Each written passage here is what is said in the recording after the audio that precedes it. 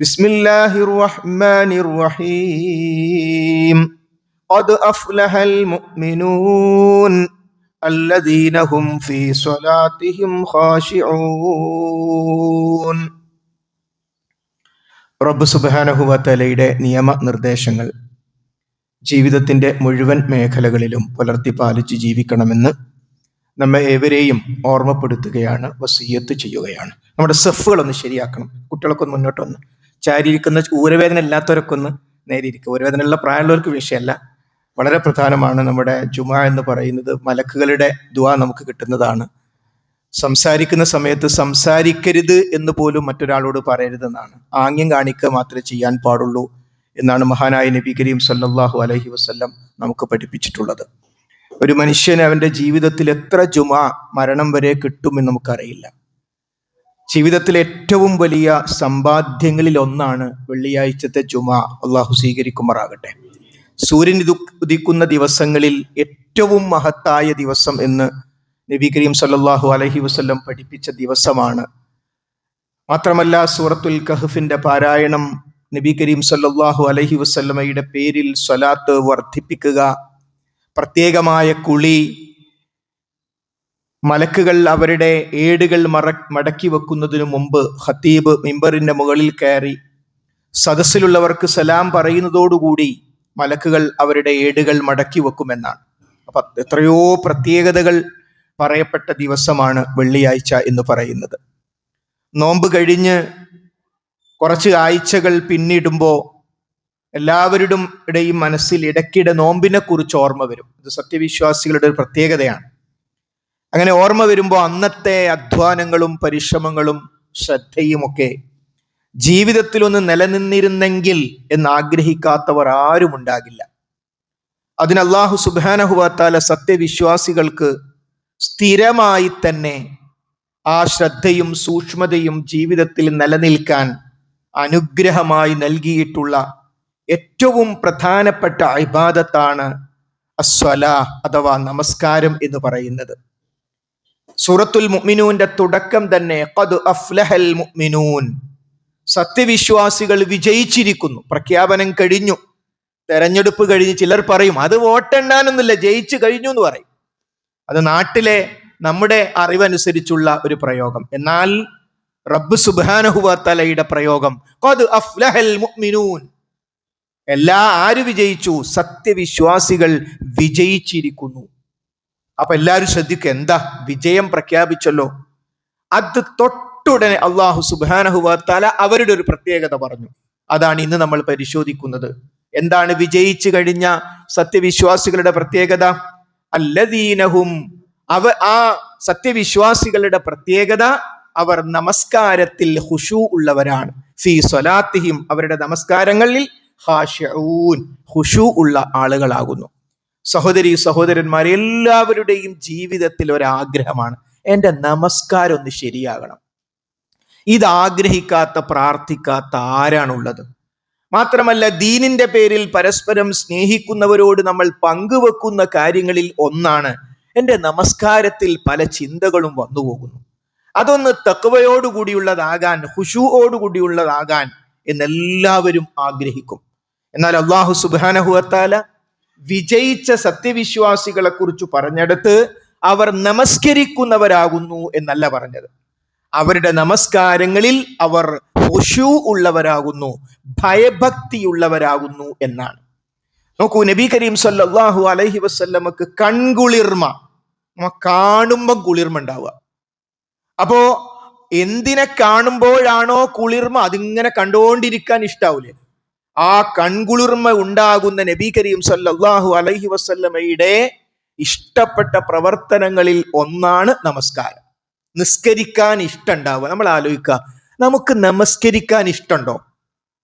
ഇനി ഒരു അസറും കൂടി ഉണ്ട്, ഒരു 4-5 ചാക്ക് തലേന്ന് എടുത്തു വെക്കുന്ന പോലെ ചില ആളുകളുടെ സംസാരം. ഇനി ഒരു ഏശ ഉണ്ട്, ഇനിയിപ്പോ വീട്ടിൽ പോയിട്ട് ഒരു ഏശയും കൂടി നിർവഹിക്കാനുണ്ട്. ഇത് ഒരു നല്ല അടയാളമല്ല. മറിച്ച് സത്യവിശ്വാസികൾക്ക് നമസ്കാരം എന്ന് പറയുമ്പോൾ സന്തോഷമാണ് ഉണ്ടാകേണ്ടത്. അങ്ങനെ സന്തോഷം ഉണ്ടാകുന്നില്ലെങ്കിൽ അത് പരിഹരിക്കാൻ എളുപ്പമുണ്ട്. നമസ്കാരം എന്താണെന്ന് പഠിച്ചാൽ മതി. എന്താണ് നമസ്കാരം എന്ന് പഠിച്ചാൽ നമസ്കരിക്കാൻ നമുക്ക് ആഗ്രഹം വരും, സന്തോഷം വരും. നമസ്കാരം എന്ന് പറയുന്നത് റബ്ബ് സുബ്ഹാനഹു വ തആലയുമായുള്ള മുനാജാത്ത്, അഭിമുഖ സംഭാഷണമാണ്. നിസ്ഫ് എന്നാണ് ഹദീസിലെ പദപ്രയോഗം. പകുതിയും പകുതിയും. പകുതി നമ്മുടെ അടുത്തും പകുതി പടച്ചോന്റെ അടുത്തുമാണ്. സംഭാഷണം നടത്തുമ്പോൾ ഒരാൾ മാത്രമാണോ സംസാരിക്കുക? അല്ല, തിരിച്ചു സംസാരിക്കും. എന്നിട്ട് റസൂലുള്ളാഹി സ്വല്ലല്ലാഹു അലൈഹി വസല്ലം പറഞ്ഞു, അൽഹംദുലില്ലാഹി റബ്ബിൽ ആലമീൻ, ലോകരക്ഷിതാവായ അള്ളാഹുവിനാകുന്നു സർവസ്തുതിയും എന്ന് നിങ്ങൾ സൂറത്തുൽ ഫാത്തിഹയുടെ ഭാഗമായി പറയുമ്പോൾ അള്ളാഹു പറയും, ഹമദനി അബ്ദി, എന്റെ അടിമ എന്നെ സ്തുതിച്ചിരിക്കുന്നു. അർറഹ്മാനിർ റഹീം, പരമകാരുണ്യകനും കരുണാനിധിയുമായവൻ. ഇത് പറയുമ്പോൾ അല്ലാഹു പറയും, എന്റെ അടിമ എന്നെ പുകഴ്ത്തിയിരിക്കുന്നു. മാലിക് യൗമിദ്ദീൻ, പ്രതിഫലം നൽകുന്ന നാളിന്റെ ഉടമസ്ഥനാകുന്നു അവൻ. അപ്പൊ അല്ലാഹു പറയും, മജ്ജദനി അബ്ദി, എന്റെ അടിമ എന്നെ മഹത്വപ്പെടുത്തിയിരിക്കുന്നു. ഇയ്യാക നഅ്ബുദു വ ഇയ്യാക നസ്തഈൻ, നിന്നെ മാത്രം ഞങ്ങൾ ആരാധിക്കുകയും നിന്നോട് മാത്രം ഞങ്ങൾ സഹായം തേടുകയും ചെയ്യുന്നു. അല്ലാഹു പ്രഹാദ, അതെന്ന് പറയുന്നത് ബൈനി വ ബൈനി അബ്ദിക്, അത് ഞാനും എൻ്റെ അടിമയും തമ്മിലുള്ള കാര്യമാണ്. എൻ്റെ അടിമ അവൻ ആവശ്യമുള്ളത് ചോദിച്ചു കൊള്ളട്ടെ. അപ്പൊ നമ്മൾ ചോദിക്കുന്ന ചോദ്യം എന്താ? നമുക്കൊരു വീട് വേണം എന്നല്ല, നമുക്കൊരു മൊബൈൽ വേണം എന്നല്ല, ഒരു ബൈക്ക് വേണം എന്നല്ല. അതൊക്കെ നമുക്ക് ആവശ്യമുള്ളതാ. എന്നാൽ ചോദിക്കേണ്ട ഏറ്റവും വലിയ കാര്യം, ഈ പറഞ്ഞ കാര്യം ഒന്നാകെ കിട്ടുന്ന ഒരു ലോകമുണ്ട്. അതാണ് ഹിദായത്ത് കിട്ടിയാലുള്ള ലോകം. ഇഹ്ദിനസ് സിറാത്തൽ മുസ്തഖീം, നേരായ ചൊവ്വായ പാതയിൽ റബ്ബേ നീ ഞങ്ങളെ വഴി നടത്തേണമേ, ഞങ്ങൾക്ക് നീ ഹിദായത്ത് നൽകണമേ. നോക്കൂ, ഫാത്തിഹ ഓതുമ്പോ ഈ ഒരവസ്ഥ നമ്മുടെ മനസ്സിലേക്ക് വരാറുണ്ടോ? അപ്പൊ സഹോദരി സഹോദരന്മാരെ, റബ്ബ് സുബ്ഹാനഹു വ തആലയുമായുള്ള മുനാജാത്ത്, അഭിമുഖ സംഭാഷണമാണ് നമസ്കാരം. അപ്പോൾ നമസ്കാരത്തെ അഭിമുഖ സംഭാഷണമായി കണ്ടാൽ ഒന്ന് നമസ്കാരം എന്താണ് എന്ന് നമുക്ക് മനസ്സിലാകും. നാളെ സ്വർഗത്തിലെത്തുന്ന ആളുകളോട് പടച്ചോൻ ചോദിക്കൂ, എല്ലാം റെഡിയായി, എല്ലാം കിട്ടിയില്ലേ, ഇനി വല്ലതും വേണോ? അപ്പൊ സത്യവിശ്വാസികൾ, പടച്ചോനെ എന്താ, നീ ഞങ്ങളെ നരകത്തുനിന്ന് രക്ഷപ്പെടുത്തിയില്ലേ, നീ ഞങ്ങളെ സ്വർഗത്തിലേക്ക് പ്രവേശിച്ചില്ലേ, ഇതിലും വലുത് ഞങ്ങൾക്ക് എന്താ വേണ്ടത്? അപ്പൊ അല്ലാഹു സുബ്ഹാനഹു വ തആല ഒരു മറ അങ്ങോട്ട് നീക്കും. ആ മറ നീക്കിയാൽ റബ്ബിനെ കാണാം. സ്വർഗത്തിലെ ഏറ്റവും വലിയ സൗഭാഗ്യം, ഏറ്റവും വലിയ സന്തോഷം റബ്ബ് സുബ്ഹാനഹു വ തആലയെ കാണലാണ്. അള്ളാഹു നമുക്കതിന് തൗഫീഖ് നൽകുമാറാകട്ടെ. റബ്ബിനെ നേരിട്ട് കാണുക. ആ നേരിട്ട് കാണുന്ന റബ്ബ് നിസ്കരിക്കുമ്പോൾ നമ്മുടെ മുമ്പിലുണ്ട്. പക്ഷെ റബ്ബിനെ നമ്മൾ കാണില്ല, റബ്ബ് നമ്മളെ കാണും. ആ റബ്ബ് സുബ്ഹാനഹു വ തആലയോട്, ആ റബ്ബ് നമ്മുടെ മുമ്പിലുണ്ട്. ആ റബ്ബിന്റെ മുമ്പിൽ നിന്നിട്ട് നമ്മൾ പറയാം, അല്ലാഹു അക്ബർ, പടച്ചോനെ നീ മഹാനാണ്, നീ അത്യുന്നതനാണ് എന്ന് നമ്മൾ വജ്ജത്ത് ഓതുകയാണ്. എന്നിട്ട് നമ്മൾ ഫാത്തിഹ ഓതുകയാണ്. അപ്പോ ഈ ഓതുന്നതിലേക്ക്, പറയുന്നതിലേക്ക് ശ്രദ്ധ കേന്ദ്രീകരിക്കാൻ സാധിച്ചാൽ നമസ്കാരം വിജയിച്ചു. അങ്ങനെ ശ്രദ്ധ കേന്ദ്രീകരിക്കണമെങ്കിൽ എന്താണ് പറയുന്നത് എന്നതിനെ കുറിച്ചുള്ള ബോധ്യം നമുക്കുണ്ടാകണം. അതുകൊണ്ട് നമസ്കാരം ഒരു സത്യവിശ്വാസിയുടെ ജീവിതത്തിൽ, മഹാനായ നബി കരീം സല്ലല്ലാഹു അലൈഹി വസല്ലം സ്വഹാബാക്കൾക്ക് പറഞ്ഞു കൊടുത്തു, നിങ്ങളുടെ വീടിന്റെ അടുത്തുകൂടി ഒഴുകിക്കൊണ്ടിരിക്കുന്ന ഒരു അരുവിയിൽ 5 നേരം നിങ്ങൾ കുളിച്ച് വൃത്തിയായാൽ പിന്നെ നിങ്ങളുടെ ശരീരത്തിൽ വല്ല അഴുക്കും ബാക്കിയാകുമോ? സ്വഹാബത്ത് ചോദിച്ച്, എന്താ നബിയെ ചോദിക്കാൻ, പിന്നെ എന്താ അഴുക്കുണ്ടാകാനാ? ഇതുപോലെയാണ് മനുഷ്യൻ 5 നേരം നമസ്കരിക്കുക എന്ന് പറഞ്ഞാൽ പാപങ്ങളിൽ നിന്ന് കഴുകി റബ്ബുമായുള്ള സുദൃഢമായ ബന്ധം ഉറപ്പിക്കുന്ന അവസ്ഥ. അതാണ് സ്വർഗത്തിൽ പോകാൻ ഒരു അമല് പറഞ്ഞു തരണം, അള്ളാഹുവിന് ഏറ്റവും ഇഷ്ടമുള്ള ഒരു അമല് പറഞ്ഞു തരണം എന്ന് നബി കരീം സല്ലല്ലാഹു അലൈഹി വസല്ലമയോട് സഹാബാക്കൾ പറഞ്ഞപ്പോൾ അവിടുന്ന് ഒരിക്കൽ പറഞ്ഞ മറുപടി, നിങ്ങൾ സുജൂദുകൾ വർദ്ധിപ്പിക്കുക എന്നതാണ്. സുജൂദ് എന്ന് പറഞ്ഞാൽ നമ്മുടെ ശരീരത്തിലെ 8 അവയവും പടച്ചോനെ നിനക്കാണ്, നിന്റെ മുമ്പിൽ, ലോകത്തൊരാളുടെയും മുമ്പിൽ ഒരു മുസ്ലിം തലകുനിക്കില്ല. അഥവാ ഒരാളുടെയും മുമ്പിൽ പടച്ചോന് മാത്രം കൊടുക്കേണ്ട ആരാധനയും പ്രാർത്ഥനയും നേർച്ചയും വഴിപാടും ഒന്നും ഒരു മുസ്ലിം കൊടുക്കില്ല. അപ്പൊ റബ്ബിന്റെ മുമ്പിൽ നാം കാണാത്ത നമ്മളെ കാണുന്ന റബ്ബിന്റെ മുമ്പിൽ ആ സുജൂദ് വർദ്ധിപ്പിക്കുക. 2 റക്അത്ത് നമസ്കരിച്ചാൽ നേരെ ഇരട്ടി നമുക്ക് 4 സുജൂദ് കിട്ടും. 4 റക്അത്ത് നമസ്കരിച്ചാൽ 8 കിട്ടും. നോക്കൂ, അങ്ങനെ എത്ര നമസ്കാരം വർദ്ധിപ്പിക്കുന്നുവോ അത്രയും. നോമ്പിന് നമ്മൾ എന്താ ചെയ്ത്? നോമ്പിന് കാര്യമായിട്ടുള്ള പ്രവർത്തനം എന്തായിരുന്നു? നിസ്കാരം തന്നെ അല്ലേ? നോമ്പിന് രാത്രി നിസ്കാരം, പേര് തന്നെ രാത്രി നിസ്കാരം എന്നാണ്. നോമ്പിന് ഏറ്റവും പ്രധാനമായി നാം ശ്രദ്ധിച്ചത് അതായിരുന്നു. അത് നമ്മുടെ ജീവിതത്തിൽ ഇഷ്ടമുള്ള ഒന്നായി തീരുക. നമസ്കാരം എനിക്കിഷ്ടമാണ് എന്നൊരവസ്ഥയിലേക്ക് എത്തണമെങ്കിൽ ഒന്ന് റബ്ബിനെ അറിയണം. ആരോടാ ഞാൻ ഈ സംസാരിക്കുന്നത്? ആരുടെ മുമ്പിലാ ഞാൻ ഈ നിൽക്കുന്നത്? അതിനെന്ത് വേണം? റബ്ബ് സുബ്ഹാനഹു വ തആലയുടെ കുറിച്ചുള്ള പഠനം വേണം. റബ്ബിനെ കുറിച്ചുള്ള പഠനം ഓരോരുത്തർ അവരുടെ ബുദ്ധിയും യുക്തിയും അനുസരിച്ച് നിർവഹിക്കാൻ പറ്റില്ല. ഇസ്ലാമിൽ റബ്ബിനെ കുറിച്ച് പഠിക്കേണ്ടത് റബ്ബ് പറഞ്ഞതനുസരിച്ചാ, അഥവാ വിശുദ്ധ ഖുർആനിലൂടെ റബ്ബിനെ പഠിക്കണം. നബി കരീം സല്ലല്ലാഹു അലൈഹി വസല്ലമയുടെ ഹദീസിലൂടെ റസൂലുള്ള പഠിപ്പിച്ചതുപോലെ റബ്ബിനെ പറയണം. ഇന്ന് നമുക്ക് കാണാം അനല്ലാന്ന് ഏതൊരാൾ പറഞ്ഞു. അത് പറഞ്ഞാൽ തന്നെ ഇസ്ലാമിന് പുറത്തു പോയില്ലേ? ഒരു മനുഷ്യൻ അനല്ലാന്ന് പറഞ്ഞു. ഈ അബദ്ധത്തിലേക്ക് എത്താൻ കാരണം എന്താണ്? പടച്ചോനെ കുറിച്ച് അവരവരുടെ ബുദ്ധി നിർവചിക്കാൻ തുടങ്ങി. അപ്പൊ പറഞ്ഞു ലോകം നിയന്ത്രിക്കുന്നത് മടവൂരിൽ മരിച്ചെടുക്കുന്ന ഒരാളാണ്. ഈ വിഡ്ഢിത്തം പറയേണ്ടി വന്നത് അള്ളാഹുവിനെ ഖുർആനിലൂടെ മനസ്സിലാക്കാത്തത് കൊണ്ടാണ്. അള്ളാഹുവിനെ നബി കരീം സല്ലല്ലാഹു അലൈഹി വസല്ലമയുടെ ചര്യയിലൂടെ മനസ്സിലാക്കാത്തത് കൊണ്ടാണ്. ആലോചിച്ച് നോക്കൂ സഹോദരങ്ങളെ, ഈ പ്രപഞ്ചത്തെ മുഴുവൻ സൃഷ്ടിച്ച് സംവിധാനിക്കുന്ന, ഇവിടെയുള്ള സർവ്വ ചരാചരങ്ങൾക്കും കണ്ണുകൾ നൽകിയ, കാതുകൾ നൽകിയ, അവർക്ക് ഉപജീവന മാർഗം നൽകിയ ആ റബ്ബിനെ സ്ഥാനത്തേക്ക് വേറൊരാളെ നമ്മൾ കൊണ്ടുവരും. നമ്മളെപ്പോലെ കണ്ണും കാതും ജനിച്ചു വീഴലും മരിക്കലും അതേപോലെ തന്നെ വിവാഹവും ഒക്കെ ഉള്ള നമ്മുടെ തലത്തിലേക്ക് പടച്ചോനെ കൊണ്ടുവരിക. എന്നിട്ട് ഈ കാര്യം മരിച്ചു കിടക്കുന്ന ആള് കേൾക്കും. മരിച്ചവരോട് ചോദിക്കാം, വിഗ്രഹത്തോട് ചോദിക്കാം, കുരിശു മുഖേന ചോദിക്കാം, ജാറത്ത് പോയി ചോദിക്കാം എന്ന് പറഞ്ഞാൽ ഇതിലും വലിയൊരു അബദ്ധം ലോകത്ത് എന്താ ഉള്ളത്? ആരോടായി സമപ്പെടുത്തുന്നത്? റബ്ബ് സുബ്ഹാനഹു വ തആലയോടല്ലേ? അതുകൊണ്ട് റബ്ബിനെ അറിയുക എന്നതാണ് ഏറ്റവും പ്രധാനം. റബ്ബിനെ അറിയേണ്ടത് റബ്ബിന്റെ വിശേഷണങ്ങളിലൂടെയാണ്. അല്ലാഹു സുബ്ഹാനഹു വ തആലയുടെ 99 വിശേഷണങ്ങൾ, വമൻ ഹഫിളഹ, ആരെങ്കിലും ആ 99 നാമവിശേഷണങ്ങൾ ഹിഫ്ളാക്കിയാൽ, ഹിഫ്ള് എന്ന് പറഞ്ഞാൽ കേവലം കാണാതെ പഠിക്കലല്ല, ഹൃദയത്തിൽ ഉൾക്കൊണ്ടുകൊണ്ട് അത് മനസ്സിലാക്കല. അങ്ങനെ മനസ്സിലാക്കിയാൽ ദഖലൽ ജന്ന, ആ വ്യക്തി സ്വർഗത്തിൽ പ്രവേശിച്ചു. 99 നാമവിശേഷങ്ങളെ കുറിച്ച് പഠിച്ചാൽ മതി. അപ്പൊ ആ റബ്ബ് സുബ്ഹാനഹു വ തആലയുടെ നാമവിശേഷണങ്ങൾ സമീർ, ബസീർ, ഖദീർ, അലീം, ഖബീർ, ഇങ്ങനെ 99ഓളം ഓരോന്നുമുണ്ട്. ഒരു ഗ്രന്ഥം എഴുതാൻ മാത്രം ഓരോന്നും. ഖബീർ മാത്രം എടുക്കുക, സൂക്ഷ്മമായി അറിയുന്നവൻ. ഇത് ഖുർആനിൽ എത്ര സ്ഥലത്ത് വന്നു, ഹദീസ് എത്ര സ്ഥലത്ത് വന്നു, അതുമായി ബന്ധപ്പെട്ട എന്തെല്ലാം സംഭവങ്ങൾ നബി കരീം സല്ലല്ലാഹു അലൈഹി വസല്ലമയുടെ ജീവിതത്തിലുണ്ട്. അപ്പൊ ഖബീർ എന്ന വിശേഷണം പഠിച്ചാൽ എനിക്ക് പടച്ചോനോട് ഒന്നും മറച്ചു വെക്കാൻ പറ്റൂല. ഞാൻ എന്ത് ചെയ്താലും സൂക്ഷ്മമായി അറിയുന്നവനാണ് പടച്ചോൻ. അപ്പൊ എനിക്ക് കളവ് പറയാൻ പറ്റുമോ? അപ്പൊ എനിക്ക് ആരെങ്കിലും ചതിക്കാൻ പറ്റുമോ?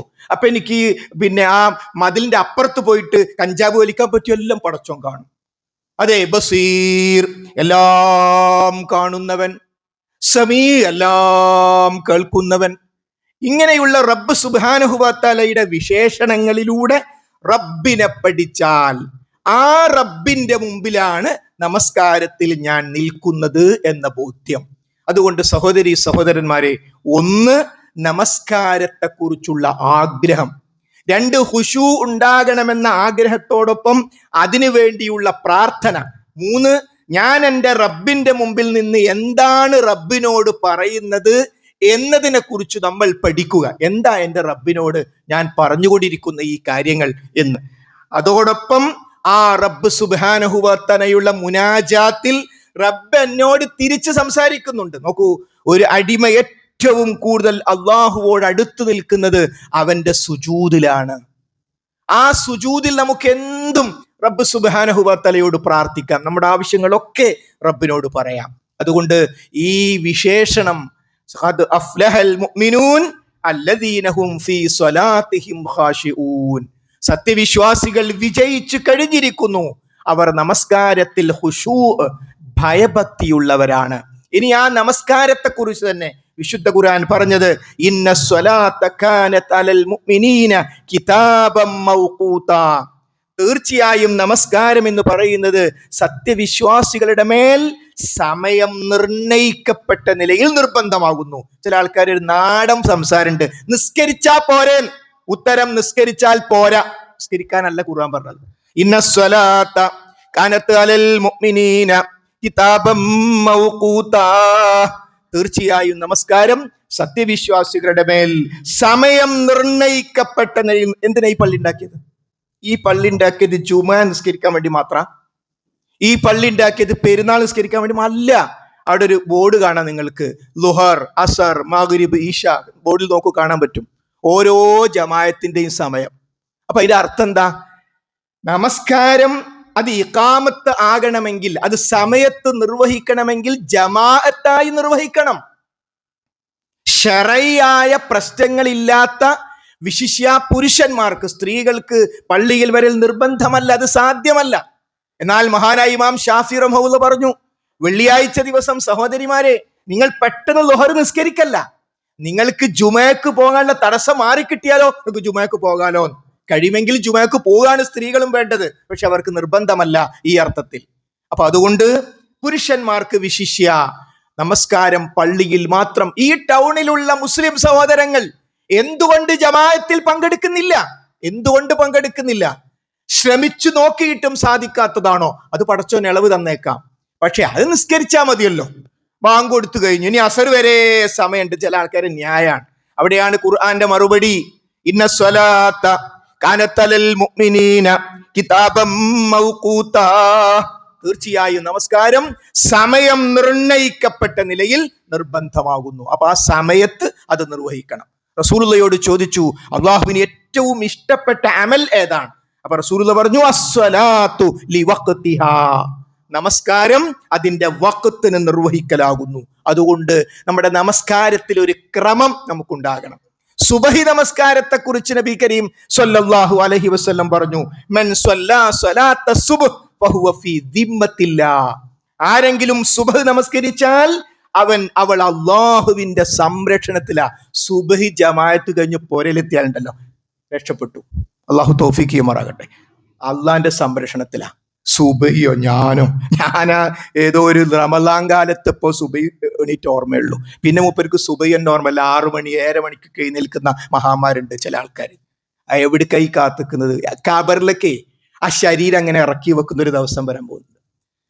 അല്പം ഭാരമുണ്ടെങ്കിൽ കുറച്ച് 2 ആള് സഹായിച്ചിട്ട് വേണം ഖബറിലൊക്കെ ഇറക്കാൻ. അപ്പൊ പിന്നെ നിസ്കരിക്കാൻ പറ്റൂല. അതുകൊണ്ട് ആരോഗ്യമുള്ള മനുഷ്യന്മാർ ആ ആരോഗ്യമുള്ള സന്ദർഭത്തിൽ ഇതിനെക്കുറിച്ച് നന്നായി ആലോചിക്കണം.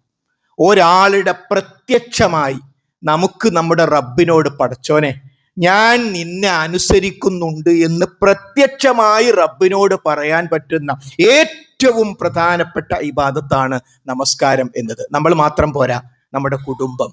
രാവിലെ സന്ദർഭങ്ങളിൽ എല്ലാവരും എഴുന്നേൽക്കണം. വീട്ടിൽ ഒന്നിലധികം സ്ത്രീകൾ ഉണ്ടെങ്കിൽ അവർ ജമാഅത്തായി നിസ്കരിക്കട്ടെ. അങ്ങനെ നമസ്കാരത്തിൽ വിശുദ്ധ ഖുർആനും പ്രവാചകചര്യയും പഠിപ്പിക്കുന്ന സുപ്രധാനമായ മറ്റൊരു കാര്യം, ഒരിടത്ത് സ്വാധീനമുണ്ടെങ്കിൽ അത് നമ്മുടെ വീട്ടിലാകാം, സ്ഥാപനത്തിലാകാം, എവിടെയാണെങ്കിലും അവിടെ നമ്മൾ നമസ്കാരം നിർബന്ധാക്കണം. മുസ്ലിം കട ഉടമകൾ, മുസ്ലിം സ്ഥാപന ഉടമകൾ ശ്രദ്ധിക്കണം. അവരുടെ കീഴിൽ ജോലി ചെയ്യുന്ന മുസ്ലിം സഹോദരങ്ങൾ ഉണ്ടെങ്കിൽ, സഹോദരിമാരുണ്ടെങ്കിൽ, അവരുടെ നമസ്കാരത്തിന്റെ ഉത്തരവാദിത്തം നിങ്ങൾക്ക് കൂടിയാണ്. കാരണം നിങ്ങളുടെ കീഴിലാണ് അവർ വർക്ക് ചെയ്യുന്നത്. വിശുദ്ധ ഖുർആൻ എടുത്തു പറയുന്ന കാര്യമാണ്. അതുകൊണ്ട് സഹോദരി സഹോദരന്മാരെ, നമസ്കാരം കൺകുളിർമയാകാൻ നട്ടപ്പാതിരക്ക് 2 മണിക്ക് ഒരു അന്യ സ്ത്രീയുടെ ഫോൺ വന്നു, ഒരു അന്യ പുരുഷന്റെ ഫോൺ വന്നു, ചാറ്റിംഗ് നടന്നു, നിർത്താത്ത ചാറ്റിംഗ്. എന്താ കാര്യം? ഇഷ്ടമുള്ള ഒരു കാര്യം, പൈശാചികമായ ഒരു കാര്യം, മറ്റാരെങ്കിലും കണ്ടാൽ വിളറിപ്പോകുന്ന കാര്യം. അവരുടെ ഭർത്താവ് അറിയുമോ, അവന്റെ ഭാര്യ അറിയുമോ, ഒക്കെ പ്രശ്നമാണ്, എല്ലാം പ്രശ്നമാണ്.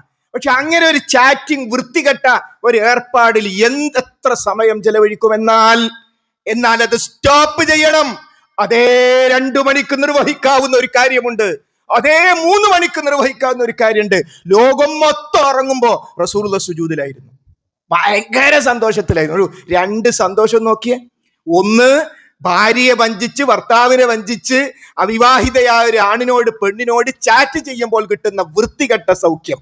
മറ്റൊന്ന്, ലോകം ഉറങ്ങിക്കിടക്കും, പഠിച്ചോനെ ഞാനിതാ നിന്റെ മുമ്പിൽ റുക്കൂയിൽ വീഴുന്നു, ഞാനിതാ നിന്റെ മുമ്പിൽ സുജൂദിൽ റബ്ബേ.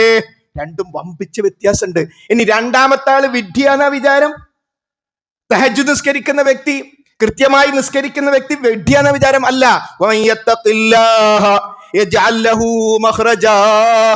അല്ലാഹുവിനെ സൂക്ഷിച്ച് ജീവിക്കുന്ന മനുഷ്യന്മാർക്ക് അല്ലാഹ് അവരുടെ മാർഗങ്ങൾ തുറന്നു കൊടുക്കും. എവിടെയും കൊടുക്കൂല, എവിടെയും പടച്ചോൻ കൊടുക്കൂല. അതുകൊണ്ട് ഈ നോമ്പിന്റെ ചൈതന്യത്തെ ഒരു ആഴ്ചകൾ കഴിഞ്ഞ് വീണ്ടും അതിനെക്കുറിച്ച് ചിന്തിക്കുമ്പോൾ അത് നിലനിർത്താനുള്ള മാർഗങ്ങളിൽ ഒന്ന് നമസ്കാരത്തിന്റെ കാര്യത്തിലുള്ള അതീവ ശ്രദ്ധയാ. ചില ആളുകൾക്ക് ഒരു ട്രെയിൻ യാത്ര മതി, സുബഹില്ല. ട്രെയിനിൽ ഇങ്ങനെ സുബഹി ബാങ്ക് കൊടുക്കുമ്പോ ഭർത്താവിന് പറഞ്ഞ് കുത്തിരിക്കുക. എന്നിട്ട് എന്താ പരിപാടി? അത് പിന്നെ നാട്ടിൽ പോയി ലുഹറിന്റെ ഒപ്പം സുബഹി നിസ്കരിക്കുന്ന ഒരു ഏർപ്പാട് ഇസ്ലാമിലില്ല. രാത്രി സുബഹി നിസ്കരിക്കുന്ന ഒരു ഏർപ്പാട് ഇസ്ലാമിലില്ല. നിങ്ങൾ ഏത് പണ്ഡിതന്മാരോട് ചോദിക്കുക. എന്നിട്ടൊരു വാക്കും കലായി. എന്ത് കല? കല എന്ന് പറഞ്ഞാൽ കഴിഞ്ഞു എന്നാണ് അർത്ഥം. സുബഹിയുടെ സമയം കഴിഞ്ഞാൽ സുബഹി കലയായി. ഉദാഹരണം 7 മണിയായി പോയി, കലായി, അപ്പൊ നിസ്കരിക്കണം. അപ്പൊ അതുകൊണ്ട് നമസ്കാരം അതിന്റെ സമയത്ത് നിർവഹിക്കാതിരിക്കാൻ മാനുഷികമായ 2 കാരണങ്ങളുണ്ട്. അത് ഇസ്ലാം അംഗീകരിച്ചതാണ്. ഒന്ന്, മറന്നു പോവുക. നമ്മൾ വുളു ചെയ്തു വരുന്നു, പെട്ടെന്നൊരു ഫോൺ വരുന്നു, ഒരു മരണവുമായി ബന്ധപ്പെട്ട ഫോണാണ്, അതിലേക്ക് ശ്രദ്ധിച്ചു, അങ്ങനെ നമ്മൾ വണ്ടിയെടുത്തു പോയി. ആ മയ്യത്ത് നിസ്കരിക്കുന്നതിന് പടച്ചോനെ എന്നാ സുബഹി നിസ്കരിച്ചിട്ടില്ലല്ലോ. കാരണം സുബഹി നിസ്കരിക്കാൻ വേണ്ടി വുളു ചെയ്ത് വരുമ്പോഴാണല്ലോ ഫോൺ, അപ്പോഴാണ് സുബഹി. എപ്പോഴാണോ ഓർമ്മ വരുന്നത് അപ്പോഴാണ് സുബഹി. ഒരാൾ രാത്രി വൈകി വന്ന് 2 മണിക്ക് കിടന്നുറങ്ങി അലാറം വെച്ചു, സുബഹി ജമാഅത്തിന് പോകാനാ അലാറം വെച്ച്, അലാറം അടിഞ്ഞു, അദ്ദേഹം അറിഞ്ഞില്ല. പെട്ടെന്ന് എഴുന്നേറ്റ 6 മണി, പടച്ചോനെ ജമാഅത്ത് പോയല്ലോ, അപ്പയാണ് സുബഹി. ഈ 2 കാര്യങ്ങളല്ലാതെ, ഒന്ന് മറതി, മറ്റൊന്ന് ഉറങ്ങിപ്പോവുക, ഇത് രണ്ടല്ലാത്ത മറ്റു. അപ്പോ ട്രെയിന് സുബഹിയായാൽ നമ്മൾ വുളു ചെയ്തുകൊണ്ട് ട്രെയിനിലേക്ക് പോകണം, വുളു ചെയ്തുകൊണ്ട് പോകണം. മൊബൈൽ എടുക്കുക, ഇഷ്ടം പോലെ ആപ്പുകൾ ഉണ്ട്, അതിൽ നമുക്ക് കിട്ടും കിബില എങ്ങോട്ടാണ്. പരമാവധി അങ്ങോട്ട് തിരിഞ്ഞ് നിന്ന് നിസ്കരിക്കാൻ പറ്റിയ അവസ്ഥ ചില ട്രെയിനിലുണ്ടാകും. പ്രത്യേകിച്ച് കണ്ണൂരിൽ നിന്നൊക്കെ എക്സിക്യൂട്ടീവ് ഒക്കെ എടുക്കുമ്പോൾ ആരും ഉണ്ടാവില്ല, മുമ്പിലും പിമ്പിലൊക്കെ ഉഷാറായിട്ട് നിന്ന് നിസ്കരിക്കാൻ പറ്റും. അങ്ങനെ അവിടെ അല്ലെങ്കിൽ ഇരുന്ന് നിസ്കരിക്കുക. സുബഹി ട്രെയിനിൽ, പ്ലെയിനിൽ, ബസ്സിൽ എവിടെയാണ് ഉള്ളത് അവിടെ നിസ്കരിക്കണം. സുബഹി ഒരിക്കലും ലോഹറിലേക്ക് കൊണ്ടുവരാൻ പറ്റൂല, തലേ ദിവസം ഇശാക്കും കൊണ്ടുപോകാൻ പറ്റൂല. സമയത്ത് യുദ്ധരംഗത്ത് വിശുദ്ധ ഖുർആനിൽ കാണാം, യുദ്ധം ചെയ്തുകൊണ്ടിരിക്കുമ്പോ ചില സഹാബികൾ മുന്നോട്ട് നിന്ന് യുദ്ധം ചെയ്തു, ബാക്കിയുള്ളവർ പിന്നിന്ന് ജമാഅത്തായി നിസ്കരിച്ചു. എവിടുന്ന്? യുദ്ധത്തിൽ. എന്നിട്ടാ ഈ നിസ്കാരം ഒഴിവാക്കുന്നത് ന്യായങ്ങൾ പറഞ്ഞുകൊണ്ട്. ചില ആളുകൾക്ക് ആശുപത്രി അഡ്മിറ്റ് ചെയ്ത പിന്നെ നിസ്കാരത്തിൽ ലീവാ. ഇനി ആകെ ഇവിടെ ആശുപത്രിന്റെ ഒരു വാസനൊക്കെ, ഇതൊക്കെ കഴിഞ്ഞിട്ട് വീട്ടിലെത്തൂന്ന് ആര് പറഞ്ഞു? കിടക്കുന്നത് ആശുപത്രിയിലാ. ഒരൊറ്റ വക്ത് നിസ്കരിക്കാതിരിക്കാൻ പുരുഷന്മാർക്കോ സ്ത്രീകൾക്കോ ഒരു ഉപാധിയുമില്ല സഹോദരങ്ങൾ, ഒരു ഒഴിവുമില്ല.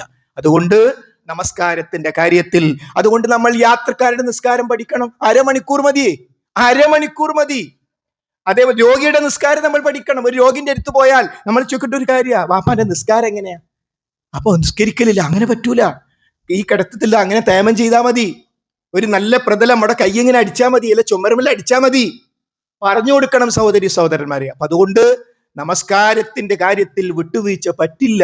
പരലോകത്തെത്തിയാൽ സത്യവിശ്വാസികളുടെ വിചാരണയുടെ ആദ്യ വിഷയം നമസ്കാരമാണ്. അതുകൊണ്ട് നമസ്കാരത്തെക്കുറിച്ചുള്ള അതീവ ശ്രദ്ധ, അതിനെക്കുറിച്ച് സ്വയം ആലോചിക്കുക. എനിക്കിപ്പോ ഈ 5 വക്ത് ജമാഅത്ത് കിട്ടുമോ? ഒന്ന് ശ്രമിച്ചു നോക്കുക. ശ്രമിക്കുന്നതിന് നികുതിയൊന്നും കൊടുക്കണ്ടല്ലോ, കിട്ടുമോ? ഓരോരുത്തരും ശ്രമിക്കുക. അല്ലെ, സുബൈന്റെ കാര്യം പറഞ്ഞല്ലോ, എന്താ എനിക്ക് സുബൈ ജമാഅത്തിനൊന്ന് പള്ളിയിൽ പോയാൽ? ചില ആൾക്കാർ പിന്നെ ബൈക്ക് എടുക്കുമ്പോൾ പറയും പള്ളിയിൽ പോവാൻ, വേറെ ചില ആൾക്കാർ കാർ എടുക്കുമ്പോൾ പറയും, വീടിനാക്കുമ്പോൾ പറയും പള്ളിന്റെ അടുത്താണ്. അത് മാത്രം അവസാനം നടക്കൂല, പള്ളിയിൽ പോലും മാത്രം നടക്കൂല. അതുകൊണ്ട് അതല്ലേ നടക്കേണ്ടത്. അതുകൊണ്ട് അല്പം ത്യാഗം ശ്രമിച്ചും, ചില പണ്ഡിതന്മാർ വിശദീകരിക്കുന്നു, നിസ്കാരം ഒരു ജിഹാദാണ്. നിസ്കാരം ശരിക്ക് റബ്ബ് സുബ്ഹാനഹു വ തആല ഓർത്തും പ്രാർത്ഥനകളും കാര്യങ്ങളൊക്കെ ചൊല്ലിയും അത് കൃത്യമായി നിർവഹിക്കൽ ഒരു ജിഹാദാണ്. അതുകൊണ്ട് ആ ജിഹാദ്, നമ്മൾ മരണം വരെ അള്ളാഹു നമുക്ക് നൽകിയിട്ടുള്ള ആ ഒരു അനുഗ്രഹത്തെ നെഞ്ചോട് ചേർത്ത് ഏറ്റവും നല്ല നമസ്കാരക്കാരാകാൻ നമ്മയും നമ്മുടെ കുടുംബത്തെയും അല്ലാഹു സുബ്ഹാനഹു വ തആല അനുഗ്രഹിക്കുമാറാകട്ടെ.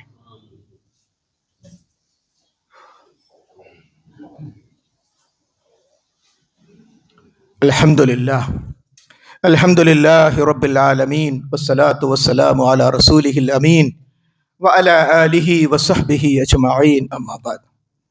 റബ്ബ് സുബ്ഹാനഹു വ തആലയുടെ നിയമനിർദ്ദേശങ്ങൾ ശ്രദ്ധിക്കണം, സൂക്ഷിക്കണമെന്ന് ഒരിക്കൽ കൂടി ഓർമ്മപ്പെടുത്തുകയാണ്. സഹോദരി സഹോദരന്മാരെ, കേരളത്തിൽ ഇന്നലെ പോളിംഗ് കഴിഞ്ഞു. ഓരോ ബൂത്തിലും ഓരോ നിയോജക മണ്ഡലത്തിലും ആര് ജയിക്കും, ഓരോ ബൂത്തിലും എത്ര വോട്ട് ഓരോ സ്ഥാനാർത്ഥിക്കും കിട്ടും, കാര്യകാരണ സഹിതം പല സർവേകളും ഇന്ന് വന്നു, നാളെയും വരും. എന്നാൽ കൃത്യമായ എണ്ണം പറയാൻ പറ്റുന്ന ആരെങ്കിലും ഈ ലോകത്തുണ്ടോ? ഓരോരുത്തർക്കും ഇത്ര വോട്ട് കിട്ടും, ഇത്ര സീറ്റ് ഇവിടുത്തെ മുന്നണികൾ കിട്ടുമെന്ന് കൃത്യമായി പറയാൻ, പ്രവചിക്കാൻ പറ്റും. കാര്യകാരണം സർവേ എന്ന് പറഞ്ഞാൽ എന്താ? ജനങ്ങളോട് സംസാരിച്ച് അവരുടെ ഫോൺ സ്വീകരിച്ച് അവരുടെ അഭിപ്രായം സ്വീകരിച്ച് അത് കാര്യകാരണ സഹിതമാണ്, അല്ലാതെ സാധിക്കുമോ? എന്നാൽ ലോകത്ത് ഒരാളും ആ മറഞ്ഞു കിടക്കുന്ന, ആ പെട്ടിയിൽ കിടക്കുന്ന ആ ഇലക്ട്രോണിക് മെഷീനിൽ ഒരു ബട്ടൺ അമർത്തിയാൽ ടോട്ടൽ എന്ന് വരുന്ന ഒരു സ്ഥലത്തുള്ള ആ ടോട്ടൽ അറിയുന്ന ഒരാളും ലോകത്തില്ല, പടച്ചവനല്ലാതെ.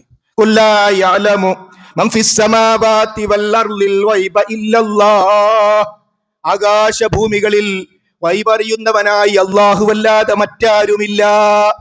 അതുകൊണ്ട് റബ്ബിന്റെ ഏറ്റവും പ്രധാനപ്പെട്ട വിശേഷണങ്ങളിൽ ഒന്നാണ് ഗൈബ് അറിയുന്നവൻ, മറഞ്ഞ കാര്യങ്ങൾ അറിയുന്നവൻ റബ്ബ് സുബ്ഹാനഹു വ തആല മാത്രമാണ്. മഹാനായ നബി കരീം സ്വല്ലല്ലാഹു അലൈഹി വസല്ലമയെ വിഷം കൊടുത്തു കൊല്ലാൻ ശ്രമിച്ചവരാണ് ജൂതന്മാർ. ഇന്ന് ലോകത്ത് എക്കാലഘട്ടത്തിലും സമൂഹത്തിന് ദ്രോഹമുണ്ടാക്കുന്ന ഗൈരിൽ മഗ്ദൂബി അലൈഹിം എന്ന് നമ്മൾ പ്രാർത്ഥിക്കുമ്പോൾ അതിന്റെ പ്രധാന ഉദ്ദേശ്യം ജൂതന്മാരാണെന്ന് നബി കരീം സല്ലല്ലാഹു അലൈഹി വസല്ലം പഠിപ്പിച്ചു.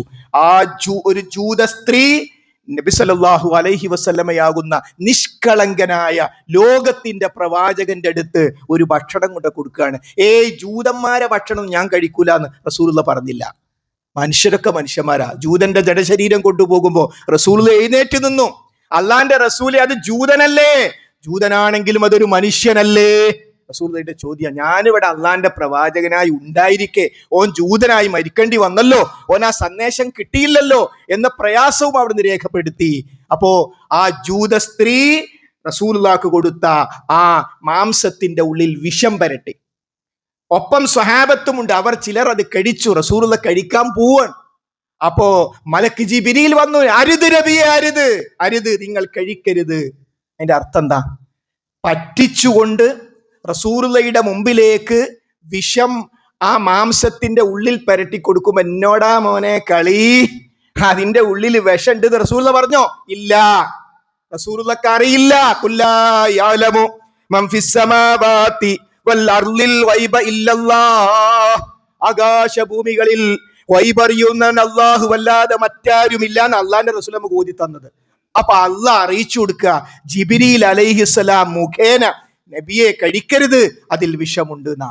മറ്റേ സഹാബികൾ മരണപ്പെട്ടു എന്നാ, ഷഹീദായി എന്നാണ്. അപ്പൊ സഹോദരങ്ങളെ, നമ്മുടെ നാട്ടില് സർവ അന്ധവിശ്വാസവും കെട്ടിപ്പടുത്തത് ഒരു തറന്റെ മുകളില. ആ തറ എന്താണെന്നറിയോ? പടച്ചോനല്ലാത്തവർക്ക് വൈബറിയാൻ, പടച്ചോനല്ലാത്തവർക്ക് മറഞ്ഞ കാര്യം അറിയാം. അതിന്റെ മോളില ഈ ജാറുണ്ടായി വന്നത്, അതിന്റെ മോളില നമ്മളെ നാട്ടിലുള്ള സകല അന്ധവിശ്വാസവും കെട്ടിപ്പടുത്തത് അതിന്റെ മുകളിലാ. നോക്കൂ, യാക്കൂബ് നബി അലൈഹിസ്സലാം വർഷങ്ങളോളം അദ്ദേഹം അവിടത്തേക്ക് കണ്ണ് കാണുന്നില്ല. എന്താ വിഷയം? സ്വന്തം രണ്ട് തരത്തിലുള്ള സഹോദരങ്ങൾ യൂസുഫ് നബി അലൈഹിസ്സലാമിനെ വിട്ടുതരാൻ വേണ്ടി പറയാണ്. ഞങ്ങൾ കൊണ്ടുപോയി പറഞ്ഞു, നിങ്ങൾ കൊണ്ടുപോകണ്ട, ഒറ്റപ്പെടുമ്പോ ചെന്നായ പിടിക്കാം. അങ്ങനെ കൊണ്ടുപോയി കിണറ്റിലിട്ടു. അങ്ങനെ വർഷങ്ങളോളം അവിടുന്ന് കാഴ്ച നശിച്ചവനായി. അപ്പോ യാക്കൂബ് പറയാ, ഞാനിങ്ങനെ കാണുന്നുണ്ടായിരുന്നു നിങ്ങൾ ഇങ്ങനെ പോകുന്നത്, എന്നിട്ട് നിങ്ങളിങ്ങനെ ആ കുട്ടിനെ കിണറ്റിലിടുന്നത് ഞാൻ കാണുന്നുണ്ടായിരുന്നു പറഞ്ഞോ? ഇല്ല. കാലങ്ങൾ കഴിച്ച ശേഷം ഖുർആൻ പറയാണ്, യൂസുഫ് നബി അലൈഹി ഇസ്ലാം അവിടുത്തെ വസ്ത്രം കൊടുത്ത് നിങ്ങൾ ഉപ്പാന്റെ മുഖത്തിടണം. അപ്പൊ മുഖത്തിട്ടപ്പോ കാഴ്ച കിട്ടി. നോക്കൂ. അപ്പൊ സഹോദരങ്ങളെ, പ്രവാചകന്മാരെക്കാൾ വലിയ ഔലിയാക്കന്മാരോ, അള്ളാന്റെ റസൂലിനേക്കാൾ വലിയ ഔലിയാക്കന്മാരോ? അതുകൊണ്ട് നാം നന്നായി ശ്രദ്ധിക്കുക, വൈബ് അറിയുന്ന അള്ളാഹ് മാത്രമാണ്. നമ്മൾ പറയുന്നത് ഖബറിൽ മരിച്ചു കിടക്കുന്ന ആള് കേൾക്കുന്നു വിശ്വസിച്ചിട്ടില്ലെങ്കിൽ ഖബറിന്റെ അടുത്ത് പോവോ? ഖബറിന്റെ അടുത്ത് പോകണം, ഖബറാളികൾക്ക് വേണ്ടി പ്രാർത്ഥിക്കാനും നമുക്ക് പരലോകത്തെക്കുറിച്ച് ഓർമ്മ ഉണ്ടാകാനും. എന്നാൽ തെക്കി ബസാറിലെ ആ അമ്പലങ്ങളിലൊക്കെ കൊളുത്തുന്നത് പോലെ ആ ജന്നത്തിരി കൊളുത്തുന്ന ആ ജാറത്തിൽ പോയി പർദ്ദയിട്ട സ്ത്രീകൾ പള്ളിയിൽ വന്ന ആകാശം ഇടിഞ്ഞൊളിഞ്ഞു വീഴും. ഇവിടെ വരാൻ പറ്റൂല, എന്നാൽ ജാറത്ത് പോവാം, ഒരു പ്രശ്നവുമില്ല. അവിടെ പോയിട്ട് പ്രാർത്ഥിക്കുന്ന സഹോദരിമാർക്ക് ആ ജാറത്തിൽ മരിച്ചു കിടക്കുന്ന ഷെയ്ഖ് ഞാൻ പറയുന്നത് കേൾക്കുന്നു വിശ്വസിച്ചാലല്ലേ അവിടെ പോകാൻ പറ്റുള്ളൂ, അല്ലെ വെറുതെ പോകാൻ പറ്റുമോ? അപ്പൊ സഹോദരങ്ങളെ, ഇതാണ് ബഹുദൈവ വിശ്വാസം. അള്ളാന്റെ മാത്രം കഴിവാണ് എല്ലാം കേൾക്കുക. ആ 6 അടി മണ്ണിനുള്ളിൽ കിടക്കുന്ന മനുഷ്യൻ അത് കേൾക്കില്ല. എല്ലാം കേൾക്കുന്നവൻ അല്ല മാത്രം, എല്ലാം കാണുന്നവൻ അല്ല മാത്രം. അവിടെയാണ് പങ്കു ചേർക്കപ്പെട്ടത്. അതുകൊണ്ട് സഹോദരി സഹോദരന്മാരെ, ലോകത്തിന്റെ സൃഷ്ടാവായ റബ്ബിന്റെ കഴിവുകൾ റബ്ബല്ലാത്തവർക്ക് വകവെച്ചു കൊടുക്കുന്ന ഈ മഹാ അബദ്ധത്തെ, അതിനാ ഞാൻ ഉദാഹരണം പറഞ്ഞത്. ലോകത്തൊരൊറ്റ കുട്ടി പറയട്ടെ, 140 മണ്ഡലം, അതിൽ ഇത്ര ബൂത്ത്, ഓരോ ബൂത്തിലും ഇത്ര വോട്ട് എന്നാക്കുന്നത് ഒരൊറ്റ കുട്ടിക്ക് പറയാൻ പറ്റില്ല. നമ്മുടെ അറിവും കഴിവും അനുസരിച്ചുള്ള പ്രവചനങ്ങൾ മാത്രം അത് കാര്യകാരണ സഹിതമാണ് താനും. അതുകൊണ്ട് വൈബറിയുന്നവൻ അള്ളാഹു മാത്രം എന്ന അടിത്തറയിൽ ഒരു തകരാറും വരാതിരിക്കാൻ നമ്മൾ ഓരോരുത്തരും ശ്രദ്ധിക്കുക. അള്ളാഹു സുബ്ഹാനഹു വ തആല ലാ ഇലാഹ ഇല്ലല്ലാഹ് മുഹമ്മദ് റസൂലുള്ളാഹി എന്ന കലിമത്ത് തൗഹീദിന്റെ ഇരുവശവും യഥാവിധി പഠിച്ചും മനസ്സിലാക്കിയും ഉൾക്കൊണ്ടും മുന്നോട്ട് പോകാനും അവസാനം മലക്കുകളുടെ കാരുണ്യത്തിന്റെ മലക്കുകളുടെ സാന്നിധ്യത്തിൽ ലാ ഇലാഹ ഇല്ലല്ലാഹ് എന്ന് ചൊല്ലിക്കൊണ്ട് ഈ ലോകത്തോട് വിട പറയാൻ സാധിക്കുന്ന വിശ്വാസിനികളിൽ അള്ളാഹു നമ്മെ എല്ലാവരെയും ഉൾപ്പെടുത്തി അനുഗ്രഹിക്കുമാറാകട്ടെ. വന്നുപോയ തെറ്റുകളും കുറ്റങ്ങളും റബ്ബ് സുബ്ഹാനഹു വ തആല നമുക്ക് വിട്ടുപുറത്ത് മാപ്പാക്കി തരുമാറാകട്ടെ. പല സഹോദരങ്ങളും